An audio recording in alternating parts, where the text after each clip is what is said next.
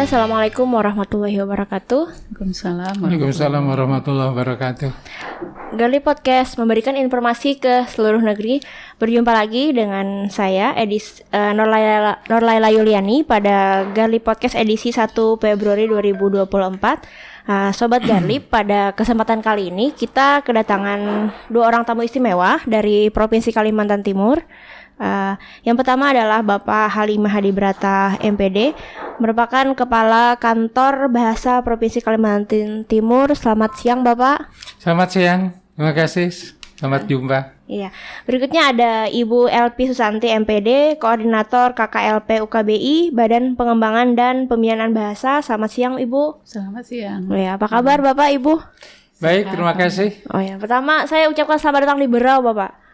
Sudah pernah ke Berau sebelumnya kah? Saya sudah pernah, tapi belum pernah di SMA 4 ini. Oh ya, oke. Pernah sudah berarti ya? Pernah, terakhir waktu ada lomba perpustakaan. Saya jadi juri untuk tingkat SMP dan ada VTISA kunjungan ke SMP Negeri 3.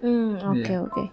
Kalau Ibu sudah pernah sebelumnya ke Berau utamanya? Ini kunjungan pertama saya. Oh, pertama. Iya. Semoga nanti berkunjung lagi Bu ya. Amin. Okay. Ingin berkunjung lagi. Mungkin lebih jauh lagi dari kota Tanjung Redep ya. Iya, Tanjung Redep. Oke. Jadi minggu ini ada satu kegiatan, ada yang namanya UKBI, Adaptif Merdeka. Nah, kebetulan SMA 4 2 tahun berturut-turut ini kan 20 besar seperti itu. Namun UKBI ini belum familiar, belum cukup akrab di telinga kita semua gitu. Mungkin bisa dijelaskan Ibu mengenai apa sih itu UKBI Adaptif Merdeka? Silahkan. Baik, terima kasih. UKBI Adaptif Merdeka itu ada 3 kata di sana. Ada UKBI, ada adaptif, ada merdeka gitu ya. UKBI itu sendiri adalah uji kemahiran berbahasa Indonesia. Ini kalau bahasa umumnya mungkin yang dikenal orang itu seperti ujian TOEFL gitu ya. Oh ya. Jadi ujian kemahiran berbahasa, tapi ini yang diujikan adalah bahasa Indonesia, betul. Yang diujikan kepada siapapun penutur bahasa Indonesia, pada siapapun yang belajar bahasa Indonesia, baik itu penutur jati, seperti kita yang menggunakan bahasa Indonesia, atau orang asing yang belajar bahasa Indonesia begitu. Jadi yang diujikan di sini adalah bahasa sebagai ilmu komunikasi yang kita gunakan sehari-hari. Jadi tidak pada ilmu bahasanya begitu. Itu untuk UKBI. Kemudian kata adaptif itu karena UKBI ini yang dengan format terbaru sekarang yang menggunakan berbasis internet, itu setiap peserta itu bisa mendapatkan soal yang berbeda-beda jumlahnya, bergantung pada kemampuan peserta tentunya. Nah, namun tentu ada jumlah soal optimal yang disediakan di aplikasi. Misalnya di tes mendengarkan itu jumlah soal optimal 40 gitu ya, 40 butir. Namun ketika seseorang ujian itu ada yang memperoleh soal sampai 40 atau bisa kurang dari 40, betul, bergantung pada kemampuannya tentunya. Karena kalau kita ibaratkan seperti bermain game atau bermain ya, seperti ada permainan gitu, kita mengikuti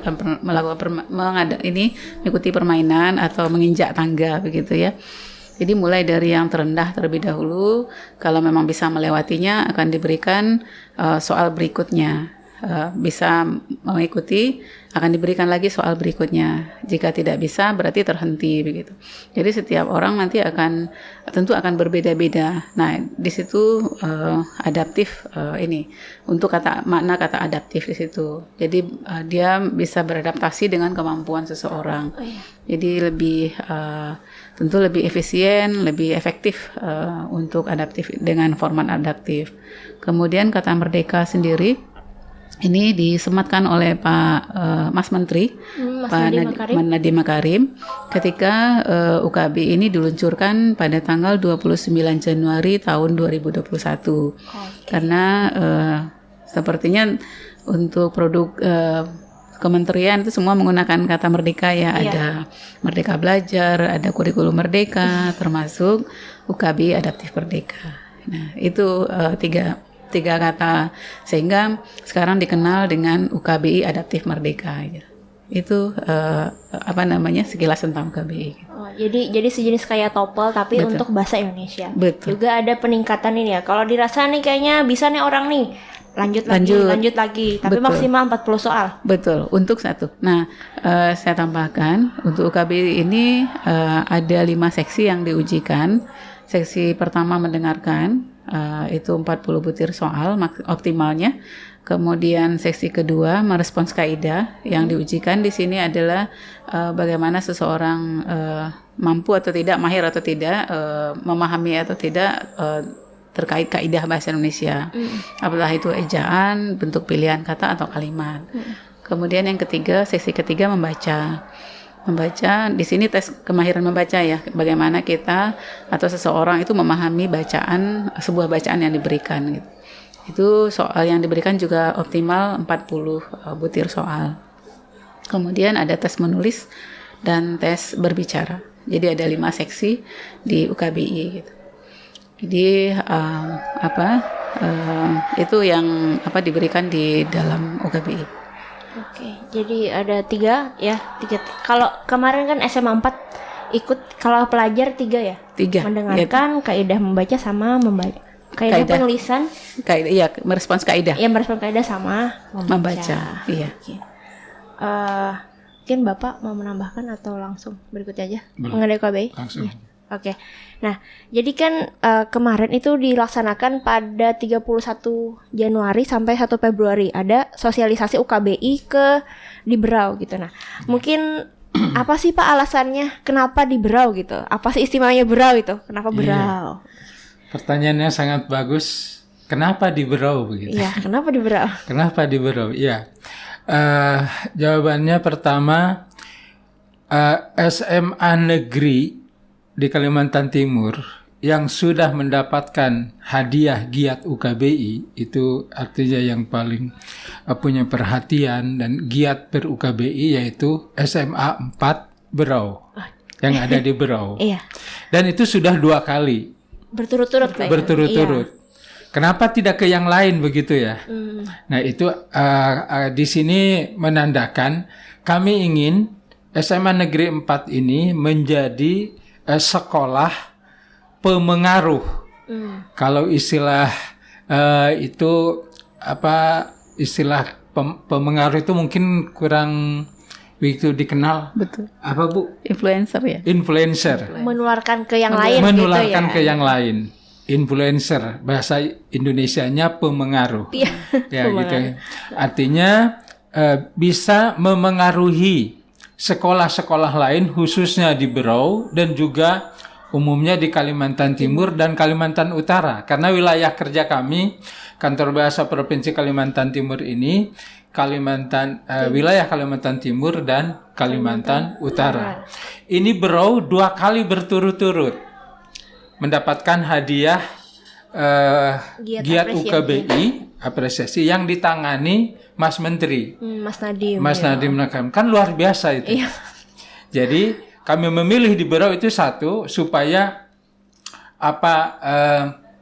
berita tentang SMA Negeri 4 Berau ini supaya lebih besar dan bisa lebih memengaruhi sekolah-sekolah lain dan lembaga lain. Jadi kami ingin menunjukkan bahwa di Kalimantan Timur itu ada sekolah SMA Negeri 4 yang sudah bisa jadi percontohan. Iya. Oh. Orang sebut yang populer kadang disebut pilot project-nya gitu. Oh iya, Ya kan? pilot project, iya. Iya, itu percontohan. Jadi sekolah-sekolah lain baik itu SMP maupun SMA yang ada di Berau ini melalui kegiatan ini bisa melakukan studi patok banding. Kalau dulu studi banding gitu ya. Artinya bisa bertanya, silakan berkunjung ke SMA Negeri 4. Apa sih yang dilakukan SMA Negeri 4? Bagaimana cara mengajak anak-anak untuk ikut UKBI?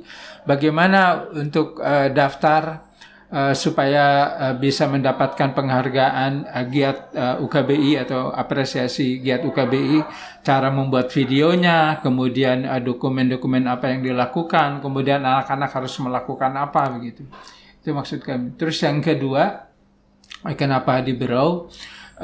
Juga kami ingin lembaga-lembaga yang ada di Berau ini ikut dipengaruhi oleh SMA 4 itu dan bisa studi banding patok banding ke SMA Negeri 4 untuk bisa belajar bagaimana. Jadi bukan hanya sekolah maksudnya perangkat daerah gitu juga bisa ke Berau. Dan selain itu juga tentu yang ketiganya sebagai apresiasi kami kepada Kabupaten Berau khususnya SMA Negeri 4 yang sudah berbuat yang terbaik untuk melaksanakan UKBI bagi siswa-siswanya. Oh iya. Terima kasih Bapak. Saya cukup bangga gitu menjadi bagian dari SMA 4 yang Bapak sebut berkali-kali kayak tadi kan. Terima kasih Bapak untuk apresiasinya. Ya, sama-sama. Terima kasih.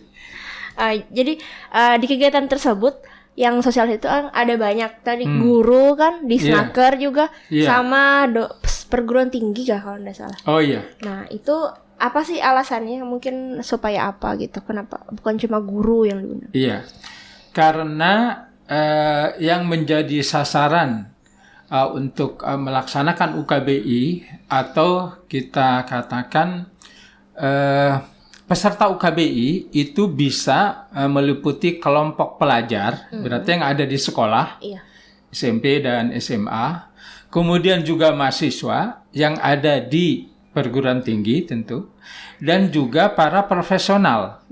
Karena pelajar, mahasiswa, dan para profesional yang bekerja itu semuanya ketika berada di tempatnya masing-masing, pelajar di sekolah, mahasiswa di perguruan tinggi, dan juga para profesional yang bekerja di lembaganya di perangkat daerah itu menggunakan bahasa Indonesia. Dan amanat undang-undang, salah satunya undang-undang bahasa nomor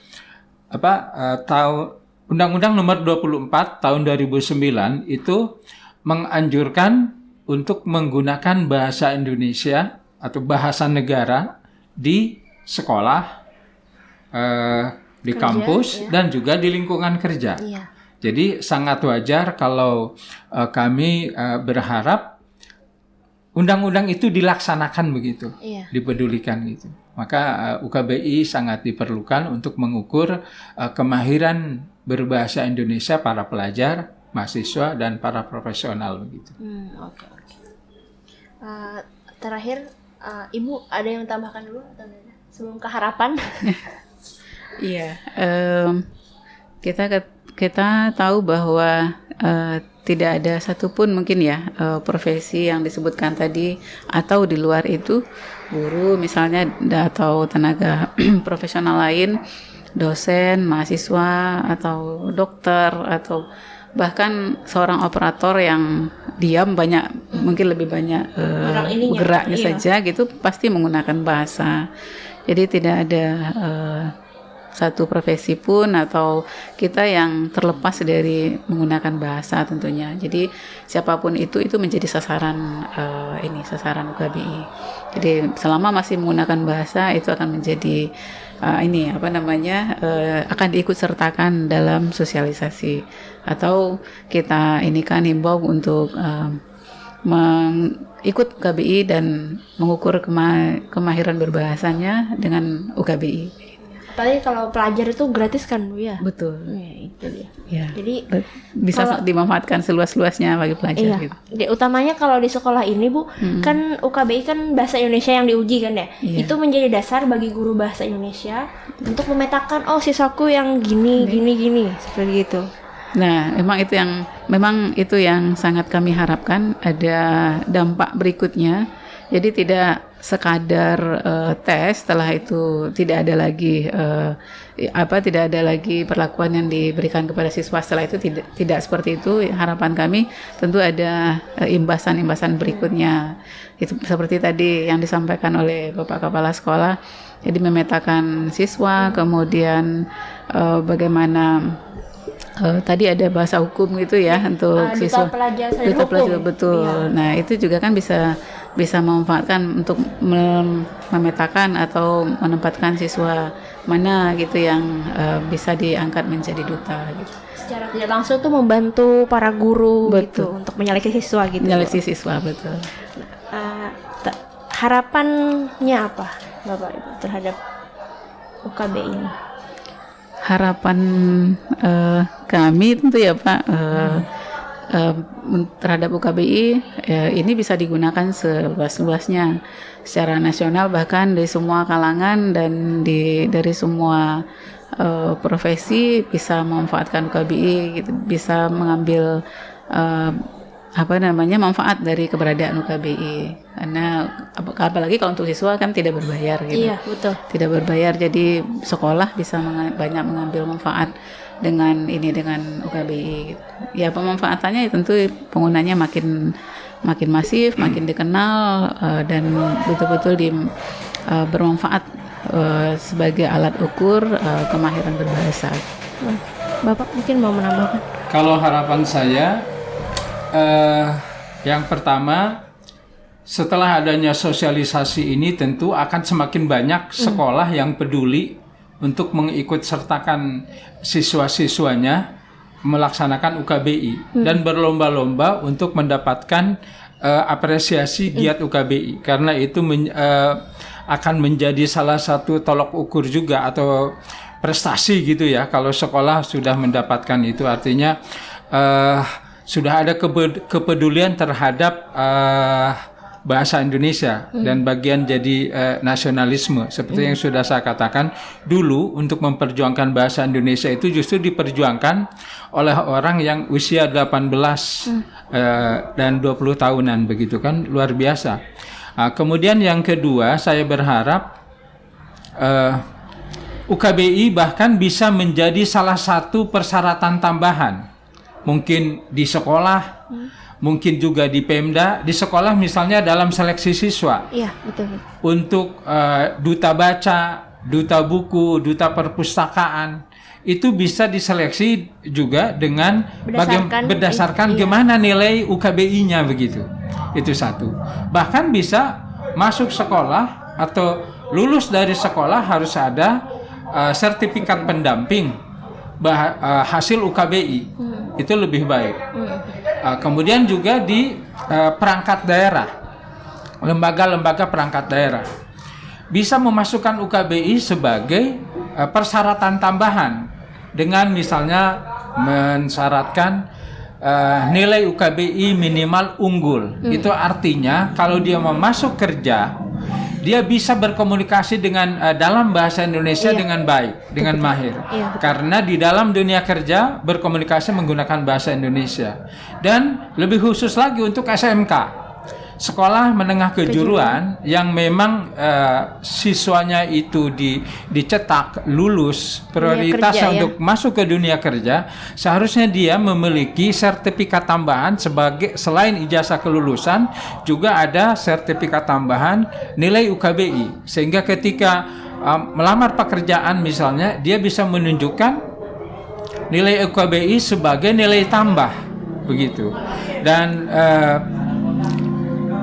saya berharap itu bisa masuk bahkan ke dalam perda bahasa. Setelah ada perda bahasa di tingkat provinsi yang sudah disahkan dan diluncurkan pada tanggal 28 November 2023 yang lalu, pemerintah daerah membuat turunan peraturan daerah yang berlaku di Kabupaten Berau ini, termasuk salah satunya tentang selain pelindungan bahasa daerah, bisa juga dengan tentang masuknya tentang bahasa Indonesia, tentang pengutamaan bahasa Indonesia. Kemudian juga ada syarat UKBI untuk siswa yang lulus SMK misalnya, atau mau masuk untuk umum misalnya CPNS, ada persyaratan. Karena kita harus turut memikirkan bersama bagaimana orang bisa bekerja dengan baik kalau tidak bisa berkomunikasi dengan bahasa Indonesia dengan baik, begitu. Dasarnya kan berbahasa, dasarnya berkomunikasi itu. Itu harapan saya. Oke. Terima kasih. Ya, terakhir kesan ini kan Gali Podcast, Pak, ya. kesan terhadap Garli Podcast ini gimana? Masing-masing dari Bapak dan Ibu. Terakhir. Silakan Ibu dulu.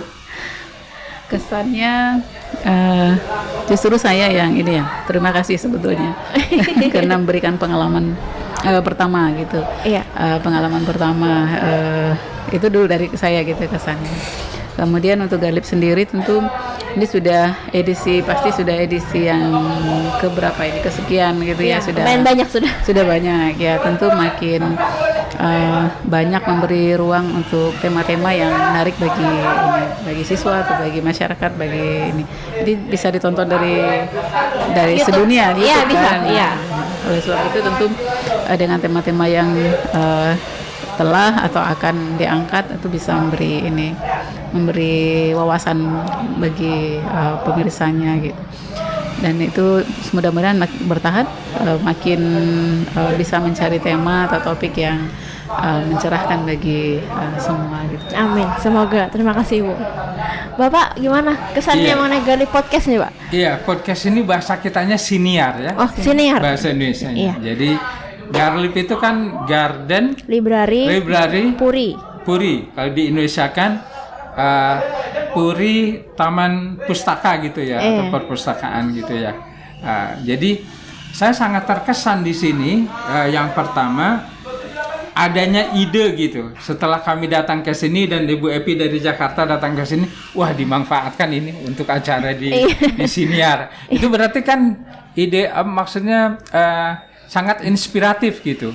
Karena bagaimanapun siniar ini akan menjadi catatan zaman istilah saya. Iya, betul. Artinya akan jejak digital kami dan Bu Epi di sini akan ada terus ya. Iya, betul. Ya, suara saya yang diucapkan hari ini di saat ini akan terekam terus gitu. Itu yang pertama saya berterima kasih juga diberikan kesempatan di Garlip Siniar ini, dan ini sangat baik, akan bisa menjadi contoh ke sekolah-sekolah lain gitu. Kan tadi kami sudah memosisikan dan SMA Negeri 4 ini sudah berada di posisi yang memengaruhi sekolah lain, berada di depan gitu, menjadi contoh. Itu satu. Terus kedua, ketika saya melihat tadi dibawa keliling oleh kepala sekolah, melihat Garlip dengan keperpustakaan, kemudian kepada produk-produk.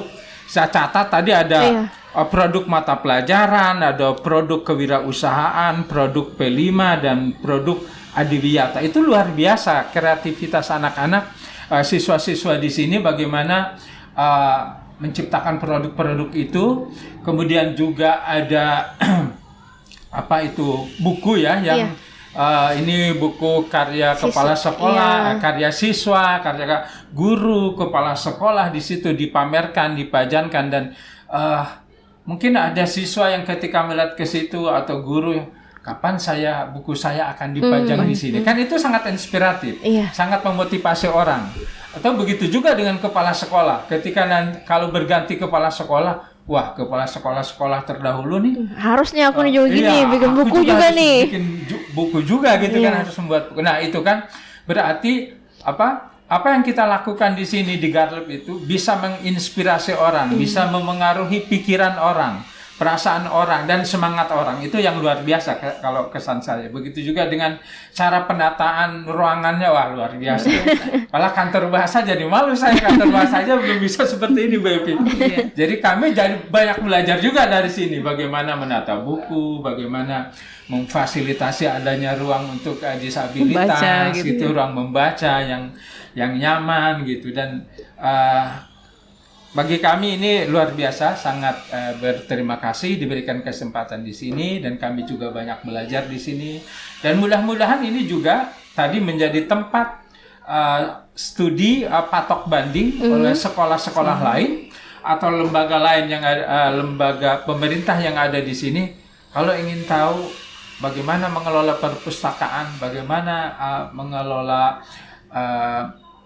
hasil-hasil karya siswa, datanglah ke SMA Negeri 4 Berau. Luar biasa. Terima kasih, Bapak. Justru kita banyak belajar ya, Pak. Iya, betul, banyak belajar. Kami juga senang dikunjungi. Senang kami bisa berbagi gitu. Oke. Terima kasih Bapak Halimi, terima kasih Bu Elpi atas ininya bersedia menjadi bintang tamu pada Gali Podcast ini. Saya akhiri Pantai Derawan airnya bersih. Cukup sekian dan terima kasih. Wassalamualaikum warahmatullahi wabarakatuh. Waalaikumsalam warahmatullahi wabarakatuh. Mudah-mudahan ada kesempatan di waktu yang lain. Iya.